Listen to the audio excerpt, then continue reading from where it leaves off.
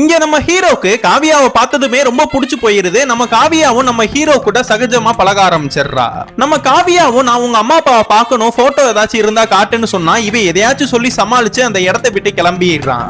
ஒரு நாள் நம்ம காவியாக்கு பர்த்டே ஃபங்க்ஷன் வருது. இவளுக்கு பிடிச்ச மாதிரியான ஒரு கிஃப்ட வாங்கி இவளுக்கு ப்ரப்போஸ் பண்ணிடலான்னு இவனும் நினைக்கிறான். இவனும் காவியாக்கு கிஃப்டனா வாங்கிட்டு வீட்டுக்கு போய் ப்ரப்போஸ் பண்ணலான்னு போனா வீட்டை பார்த்தா ரொம்ப ரிச்சா வேற இருக்கு.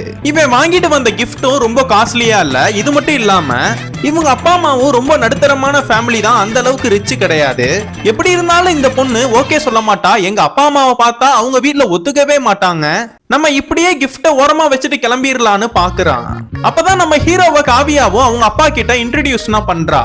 இவன் ஒரு பெரிய டேலண்டான பர்சன் அவங்க அப்பா கூட இருக்கிற எல்லாருக்குமே வேற தெரியும். இவங்க பொண்ணு கூட பழகிறத பார்த்து அவங்க எல்லாருமே அவங்க அப்பா கிட்ட ஒரு ஐடியா தராங்க.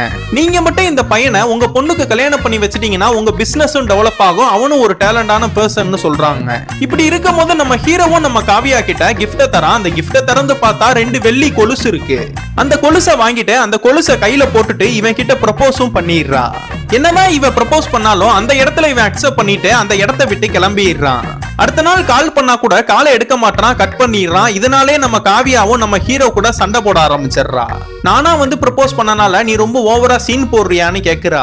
நம்ம ஹீரோவும் அதெல்லாம் ஒண்ணு இல்ல, எனக்கு ஆரம்பத்துல இருந்தே ஒன்னா எனக்கு ரொம்ப பிடிக்கும், எனக்கு எங்க அம்மா அப்பா தான் பிரச்சனை, எங்க அம்மா அப்பாவோட போட்டோவை பார்த்துட்டு நான் ஓகேவா நீ சொல்லுன்னு சொல்றா. நம்ம காவியாவும் பார்த்துட்டு ஓகே சொல்லிடுறா. நீ ஓகே சொன்னா மட்டும் பத்தாது, உங்க அப்பாவும் ஓகே சொல்லணும்னு சொல்றான். அவங்க அப்பா கிட்ட இந்த போட்டோவை கொண்டு போய் காட்டும் போது இவங்க பாக்குறதுக்கே சாதாரணமா ரொம்ப வெகுலியா யதார்த்தமா இருக்காங்கன்னு சொல்றாங்க. இது மட்டும் இல்லாம என்னோட 25th ஆனிவர்சரிக்கு அவங்களே இன்வைட் பண்ணுன்னு சொல்றாங்க. நம்ம ஹீரோவும் லவ் பண்ற எல்லா விஷயத்தையுமே அவங்க அப்பா கிட்ட சொல்லி நீங்க உடனே பெங்களூர் கிளம்பி வாங்கன்னு கூப்பிடுறான். அவங்க தனியா வருவாங்களேன்னு பார்த்தா ஊர்ல இருக்கிற அங்காளி பங்காளி ஜாதி சனம் எல்லாத்தையுமே கூட்டிட்டு வராங்க. இதுக்கப்புறம் என்னாச்சுன்னு உங்களுக்கு தெரியணும்னா கீழே கமெண்ட் பாக்ஸ்ல பார்ட் 3ன்னு போட்டு போங்க. இது யாரா? நம்ம வயலுகப்பா. கேஸ் நடக்குதுல, அண்ணனுக்கு ஒரு சேஃப்டி. லாரி பின்னாடி நிக்குது. லாரியா? ஆமா.